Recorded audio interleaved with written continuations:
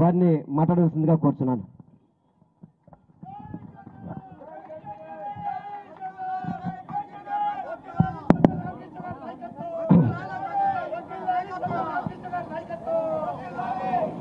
అందరికీ నమస్కారం.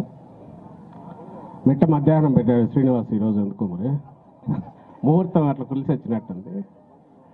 సో మంచి కార్యక్రమం, శుభారంభం. ఎన్నికల 2024 సార్వత్రిక ఎన్నికలకు రేపు 27వ తేదీన జగన్మోహన్ రెడ్డి గారు భీమిలి నుంచి శంఖారావం పూరిస్తున్నారు.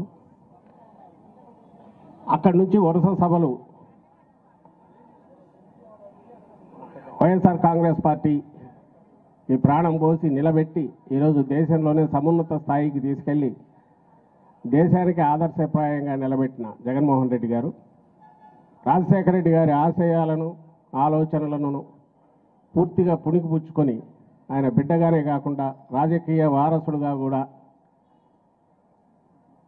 ఆయన కంటే ఒక 10 అడుగులు ముందుకు వేసి భవిష్యత్ తరాలకు కూడా రాజకీయ పార్టీ అంటే ఎలా ఉండాలి, ప్రజాస్వామ్యంలో రాజకీయ పార్టీల బాధ్యత కానీ రాజకీయ నాయకులు ఎలా వ్యవహరించాలి, జవాబుదారీతనం అనేది ప్రజాస్వామ్యంలో ఎంత ముఖ్యమైన విషయం అని కొత్త గేమ్ రూల్స్ ఈరోజు తయారు చేసిన జగన్మోహన్ రెడ్డి గారు 24 ఎన్నికలకు తాను ఈ 5 ఏళ్లలో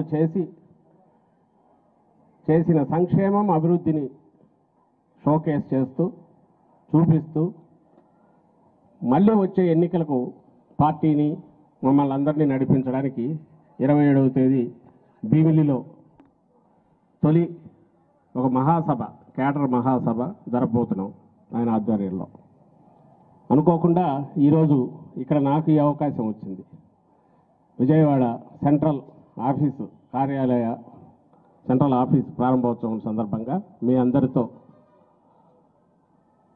నా అభిప్రాయాలు, నా భావాలను పంచుకోవడంతో పాటు అలాగే ఒక ఇన్నాళ్ళు మన అనుభవం, గత అనుభవం, ఈ 5 ఏళ్లలో జరిగింది ఏంటి అనేది కూడా మీతో కాసేపు షేర్ చేసుకోవడానికి ఒక అవకాశం వచ్చింది.